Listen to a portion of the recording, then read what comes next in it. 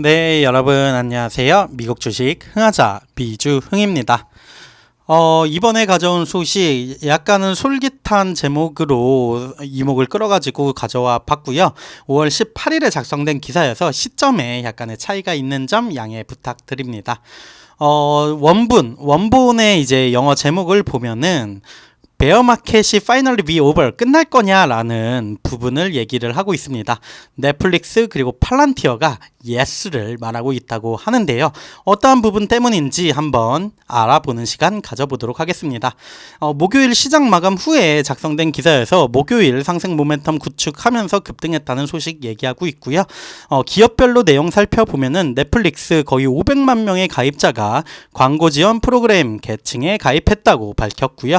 캐시우드의 아크인베스트가 팔란티어 주식에 더 많은 돈을 투자했다라고 키포인트 3가지 뽑아봤습니다. 지난주 목요일 기준입니다. 현재 시장지수와는 조금의 차이가 있는 점 양해 부탁드리고요.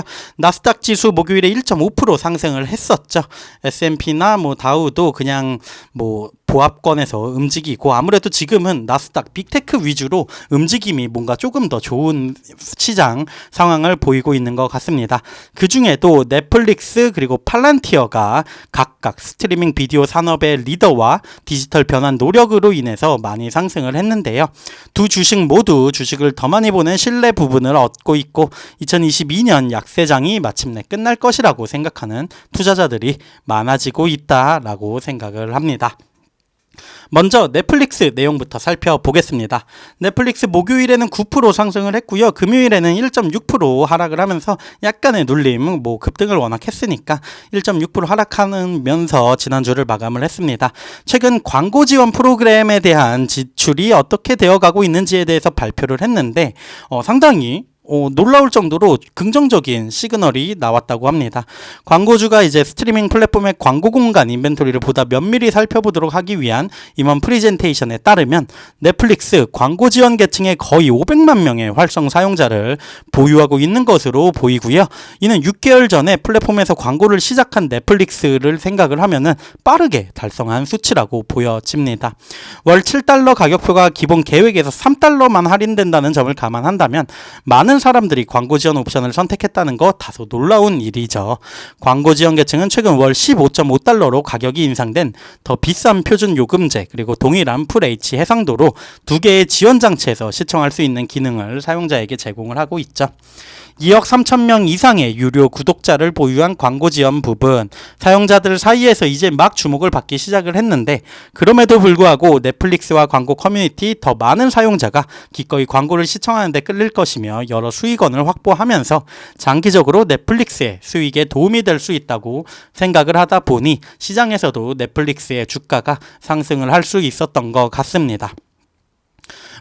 저는 요즘은 넷플릭스를 시청을 많이 안 하는데 요새는 딱히 볼 게 없어서 그런지 몰라도, 근데 이 OTT 시장이나 이런 스트리밍 시장을 넷플릭스가 점점 잡아먹고 있을 것 같다라는 생각은 드는 것 같아요. 컨텐츠에 이제 제공되는 양이라던가 이러한 부분, 그리고 다른 OTT 사업들이 뭔가 제대로 힘을 못 쓴다라는 생각이 들기 때문에 그러한 부분 생각해가지고 투자에 활용하시면 좋을 것 같고요. 광고 요금제 모델이 또 나왔기 때문에 이러한 부분이 수익성에 어떻게 반영이 되는지도 꼭 챙겨볼 필요가 있어 보입니다. 그러면 많은 구독자분들이 또 궁금해하셨을 팔란티어 관련한 소식 시작해 보겠습니다. 다른 곳에선 팔란티어의 주가가 훨씬 더 높아지면서 목요일 15%가량 상승을 했었습니다. 고성장 주식에 집중하는 유명한 펀드 매니저죠. 캐시우드의 대규모 매입 소식은 데이터 분석 회사의 주가를 1년 만에 최고 수준으로 끌어올리는 데 도움이 됐고요.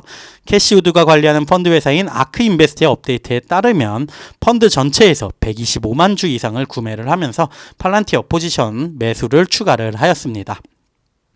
주가가 상대적으로 낮기 때문에 수십억 달러를 관리하는 펀드, 운용하는 펀드에서 1,500만 달러 미만을 추가하는 거 큰 부분은 아니지만, 그럼에도 불구하고 우드와 아크인베스트 애널리스트들의 팔란티어에 대한 낙관적인 정서가 반영이 되고 있는 것 같습니다.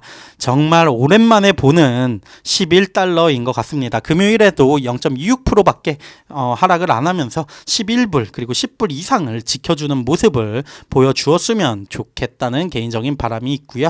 일부 투자자들은 정부 고객에 대한 팔란티어의 강조가 장기적인 성장 방해가 될 수 있다고 우려를 했는데, 하지만 회사 역시 기업 커머셜 부분을 확장을 하기 위해 노력을 했고요. 또한 인공지능 트렌드를 활용하려는 계획으로 인해서 팔란티어 AI 투자자들에게도 잠재적으로 선호 대상으로 떠오르고 있습니다.